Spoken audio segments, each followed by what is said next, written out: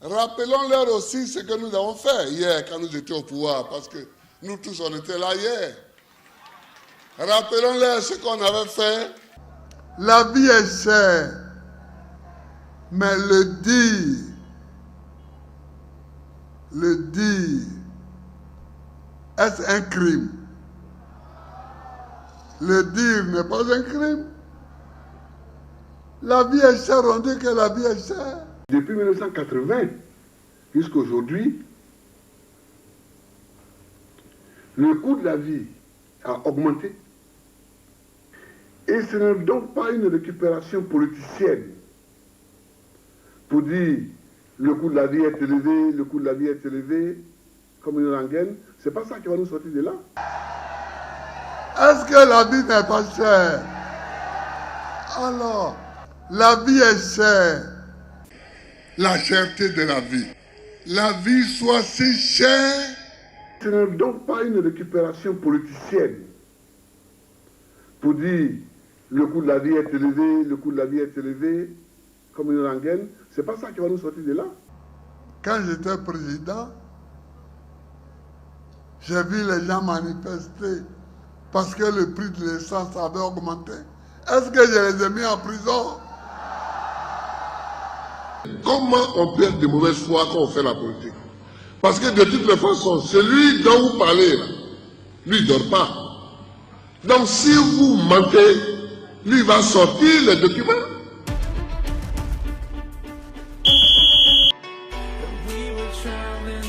Des pauvres femmes qui sont sorties pour dire qu'elles ont faim, avec une fourchette et une assiette, on a tiré sur eux. Il y a eu des morts en Côte d'Ivoire, mais personne, le pouvoir a interdit. On n'a pas fait passer ça à la télévision ivoirienne. Je regrette vraiment qu'il y ait eu un mort. Je regrette vraiment qu'il y ait eu un mort.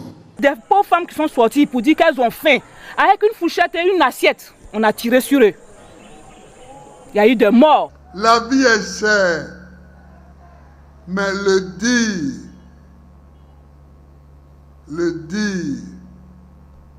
est-ce un crime? Le ministre de l'Intérieur, M. Désiré Tagoura, a visité les familles des victimes des manifestations de rue contre l'Assemblée et des prix. Officiellement, les 2 jours de manifestation contre la cherté de la vie à Abidjan ont enregistré 2 morts. Une victime à Yopougon et une autre à Gonzagueville, commune de Port-Boué. Cet agent qui a tiré 3 balles, il faut qu'on le retrouve. Il faut qu'on le retrouve, puisque je dis et je répète que les ordres qui ont été donnés, c'est de disperser les manifestants. Je prends l'engagement qu'on va mener les enquêtes pour trouver celui qui a fait usage de son arme. Oui. C'est un mensonge. Quand j'étais président, j'ai vu les gens manifester parce que le prix de l'essence avait augmenté. Est-ce que je les ai mis en prison? Des pauvres femmes qui sont sorties pour dire qu'elles ont faim, avec une fourchette et une assiette, on a tiré sur eux. Officiellement, les 2 jours de manifestation contre la cherté de la vie à Abidjan ont enregistré 2 morts. Rappelons-leur aussi ce que nous avons fait hier quand nous étions au pouvoir, parce que nous tous on était là hier. Rappelons-leur ce qu'on avait fait. Moi, Gbagbo, je vais fuir.